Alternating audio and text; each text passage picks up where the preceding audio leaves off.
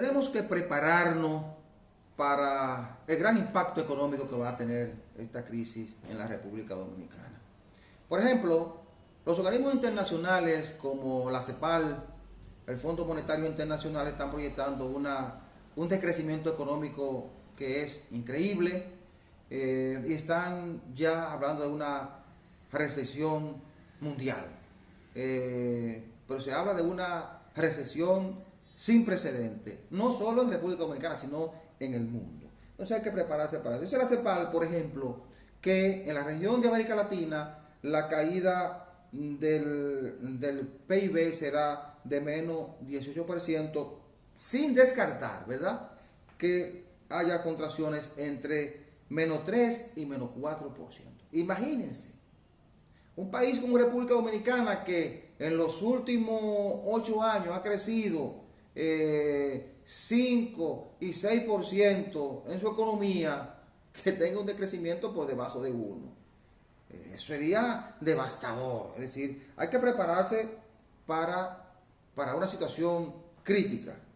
Simplemente tomen en cuenta que hay casi 1 millón de personas en paro, que en este momento hay incertidumbre en torno a la cantidad de empresas que van a poder volver a abrir sus puertas cuando esto pase, la cantidad de empresas que van a tener que seguir despidiendo gente, las que tendrán dificultades para seguir operando.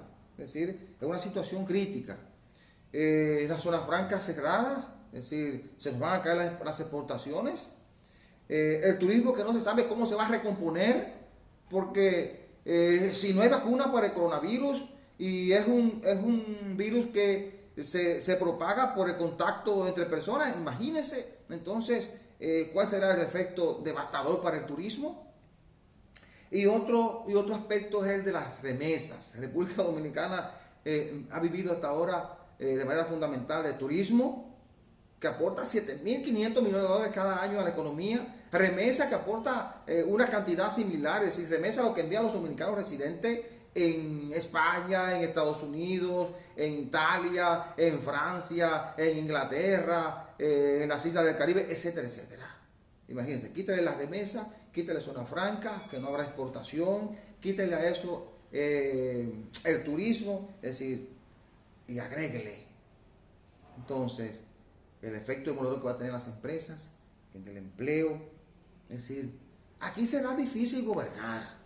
Entonces, vamos a prepararnos para una situación crítica a partir de los próximos meses. Pero aquí entra realmente la responsabilidad de la gente que nos gobierna, la responsabilidad de los gobernantes. Es decir, ahora es que hay que demostrar realmente la capacidad de gestión, la capacidad que tenemos como autoridades y como país para recomponernos, haciendo un esfuerzo conjunto de autoridades, empresarios, sociedad civil, etcétera, etcétera, para empujar en una dirección para volver en un tiempo no muy lejano a recuperar los niveles de crecimiento y prosperidad en la República Dominicana.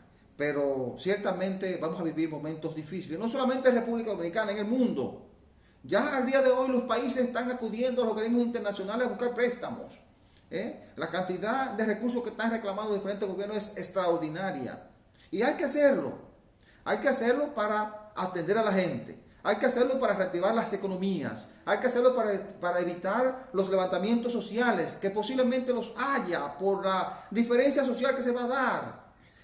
La diferencia económica, los problemas económicos que va a tener la gente. Entonces ahí entra la responsabilidad de quienes nos gobiernan. Entonces, no quiero ser tan pesimista, pero el panorama que se nos presenta es no muy halagüeño.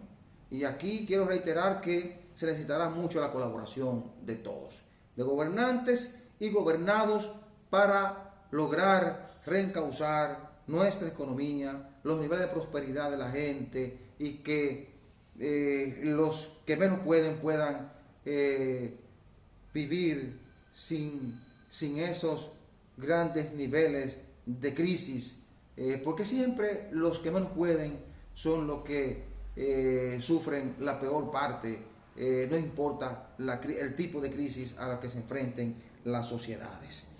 Bueno, Las elecciones presidenciales del 17 de mayo próximo, pautada de manera constitucional para el tercer domingo de mayo, evidentemente que no se van a celebrar ese día. Evidentemente no será así porque no hay condiciones. Nosotros estamos enfrentando, como hemos dicho desde el principio de este programa, una de las peores pandemias. Entonces, por lo menos ya nuestros líderes políticos están entendiendo que no hay condiciones. Además, la gente no quiere que le hablen de campaña electoral. La gente no quiere que le hablen de elecciones. La gente lo que está tratando y está contribuyendo desde la cuarentena, desde sus hogares, lo que está haciendo es haciendo su aporte y esperando a ver cómo vamos a salir de esta situación. Es decir, no quiere que le hablen de campaña. Entonces, los líderes políticos han entendido la situación y ya han comenzado a ponerse de acuerdo con la Junta Central Electoral para buscar una fecha. Ya incluso se habla de 12 de julio para una primera vuelta y 26 de julio si es necesaria una segunda vuelta. Hay tiempo suficiente. Lógicamente, hay todo un debate en torno a si se necesitará reformar la Constitución de la República o si podrá hacerse de manera administrativa. Hay diferencia entre los juristas, entre los entendidos en la materia, pero la versión más sustentada es la de que necesariamente habrá que producir una reforma constitucional. Y es posible hacerla, lógicamente con un acuerdo entre los líderes políticos, para que no haya esos niveles de desconfianza que se dan siempre cuando se va a tocar la Constitución de la República. Se demostró que se puede. En 1994 se hizo la reforma constitucional en 2 o 3 días. Es decir, lo que hay que hacer es consensuarla, ponerse de acuerdo y cuando pasemos de todo esto, producir esa reforma.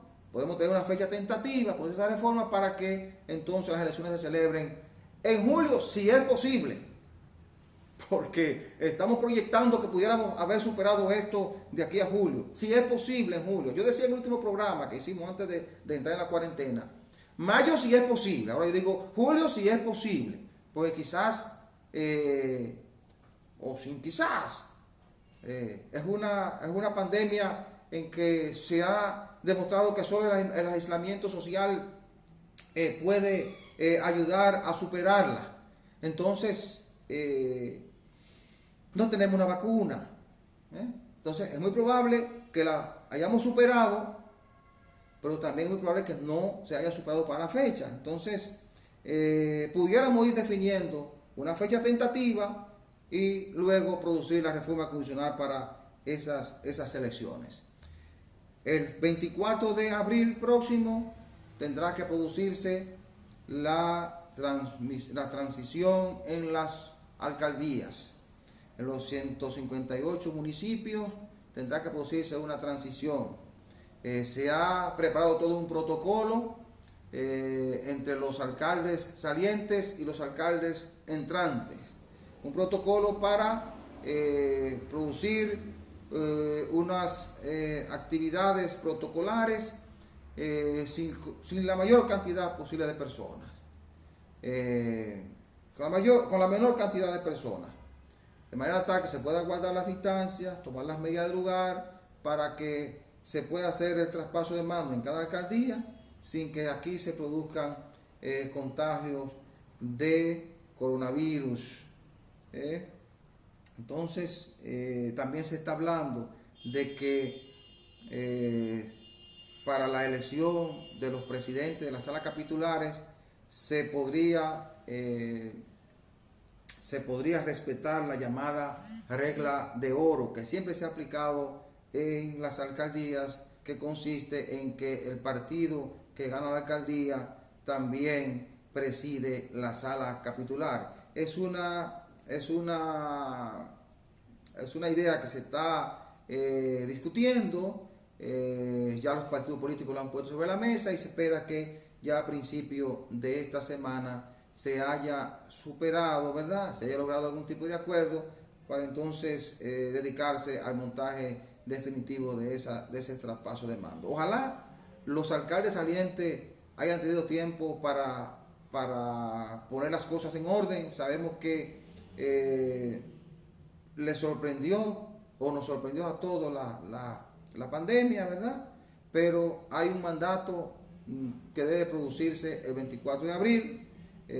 Algunas o la mayoría de las instituciones han estado trabajando con la mitad del personal, otros lo han estado haciendo a través de teletrabajo. Ojalá que hayan logrado poner todas las cosas en orden para que los nuevos alcaldes puedan encontrar esas alcaldías en las condiciones que les permitan a ellos entrar en acción de manera inmediata, porque por la situación que se vive en el país necesariamente vamos a necesitar de el trabajo mancomunado de los alcaldes conjuntamente con las autoridades gubernamentales. La atención del país esta semana que inicia seguirá centrada en las atenciones que deben mantener las autoridades a las políticas de seguimiento a la expansión de la pandemia que nos afecta, a lograr mayores controles con respecto a la población, a las medidas que se deben tomar para mantener entonces o producir la curva descendente de la enfermedad. Recuerden que República Dominicana entró esta semana o está entrando en el pico de la pandemia, entonces será fundamental en estos días este tema del coronavirus. Por eso seguirá centrando la atención de la República Dominicana, no solo esta semana, sino en los próximos meses. También esta semana deberá producirse un pacto entre la Junta Central Electoral y los partidos políticos para la posposición de las elecciones. Señores, hemos llegado al final del programa. Muchísimas gracias por la atención prestada. La cordial invitación para el próximo domingo a la misma hora y por este canal. Buena suerte, buenos días.